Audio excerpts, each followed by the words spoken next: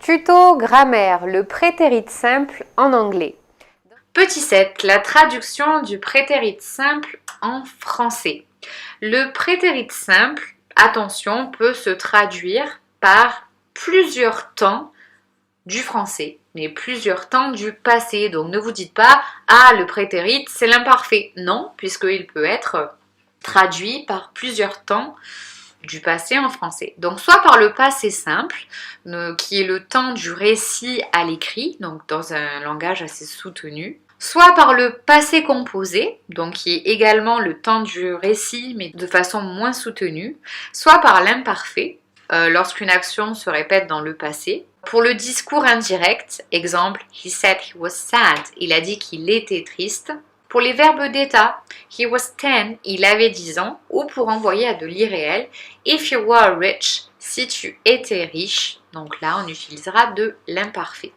Donc le prétérit simple sera utilisé pour parler d'actions dans le passé, qui sont en rupture totale avec le moment présent, c'est-à-dire qu'il n'y a plus aucun lien entre le présent et le passé. Exemple, quand je dis il a plu hier, it rained yesterday, c'est fini, c'était hier, donc c'est le prétérit.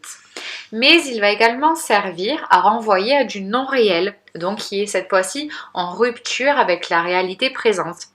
Exemple, si je dis I wish you were here, si seulement tu étais là, donc c'est en rupture avec la réalité puisque tu n'es pas là. Petit 2, les expressions avec lesquelles on va employer du prétérit simple. Il s'agit des indications temporelles qui sont en rupture avec le moment présent, donc des indications temporelles qui vont ramener au passé, comme yesterday, hier, last week, la semaine dernière, last month, le mois dernier, last year, l'année dernière, 10 years ago, il y a 10 ans, in 1992, en 1992, ou encore avec des expressions comme during the Second World War, pendant la Deuxième Guerre mondiale, etc., etc., puisque ce sont que des indications temporelles qui renvoient à des actions passées qui n'ont aucun lien avec le présent. Ensuite, le prétérit simple des verbes réguliers à la forme affirmative, c'est très très simple puisqu'il suffit de rajouter un D à la base verbale.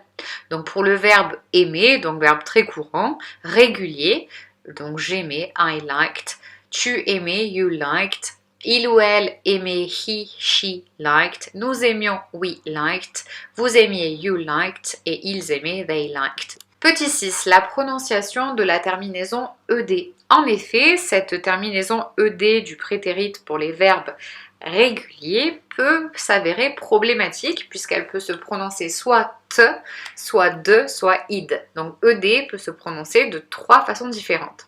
Donc te comme dans liked, hoped, watched. De comme dans closed, lived. Ou id comme dans haunted, ou guided.